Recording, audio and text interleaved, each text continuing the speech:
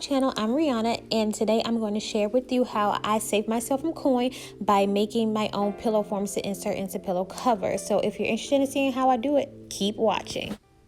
Okay, so I bought some overfilled pillows from Walmart. They were about $5. I'll put the link down in the description box. And so the first thing you want to do is just take a seam ripper. If you don't have a seam ripper, you can use some scissors or whatever to pop the stitching and take the stuffing out, and then set the stuffing aside and hold on to the cover or the fabric portion of the pillow. So next you want to draw the size of the pillow dimensions that you want to create. And you're just going to take, what I have here is an L square, but you can just take a ruler to do the measurements that you need to put onto your fabric for your size. I'm doing a 14 by 14, so I'm doing 14 and a quarter by 14 and a quarter on all four sides of the square.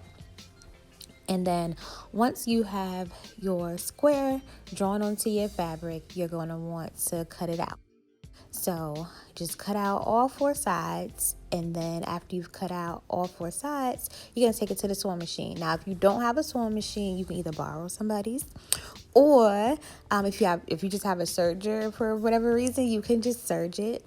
Or you can use glue. They make hot glue sticks that are for fabric, so you can use those if you don't have a sewing machine.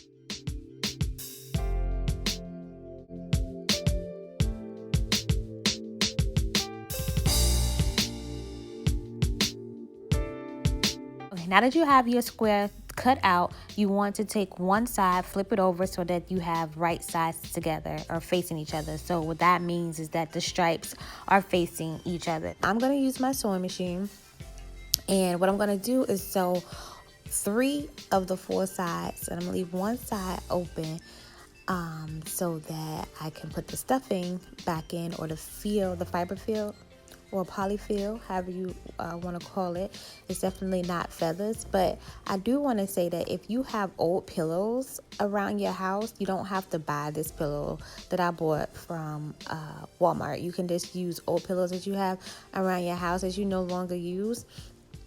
And if there's like a down alternative, or if you have one that is a feather pillow that you have at the house, you could totally use that instead of, how I'm doing it here. But whatever you want to stuff it with, if you want to stuff it with old clothes or whatever you have around the house, you can totally do that. Now that you've sewn all 3 sides of your case, what you want to do is turn it right side out so that your stripes are facing out. And then you're going to take your polyfill, fiber fill, clothes, whatever you're using to fill your case, you're going to stuff that inside of your case. So you want to make sure that you are really stuffing it to be super tight or as full, as firm as you can get it, so that they don't deflate or go flat too soon. You want to make sure that you really overfill your case so that your form is really firm and it lasts.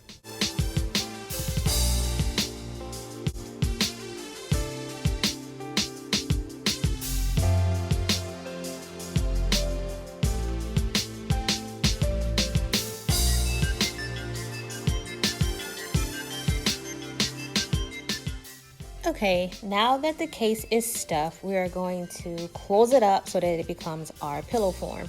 So how we do that is, first I did a straight stitch down the open end, and then after that I did a overlock stitch that's on my sewing machine. Now if you don't have an overlock stitch on your sewing machine, you can use a zigzag stitch, or you can just straight stitch it. If you have pinking shears, you can use those. And the purpose is just to cover that raw edge so that it doesn't fray. And being that we only have a 1/4 of an inch seam allowance, you want to make sure that that doesn't occur, especially if you plan on taking these forms out of the covers and washing them.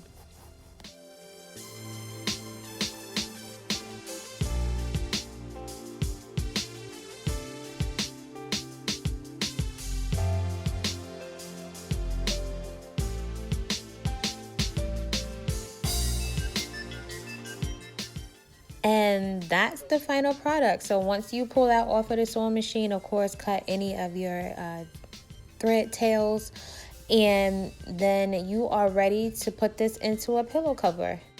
And of course, I had to see if it would pass the chop test, and it did. And here's a close-up of the overlock stitching.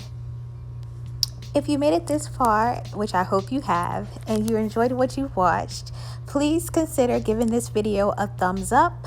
And in next week's video, I'll show you how I make the actual cover for my pillow form. See you then.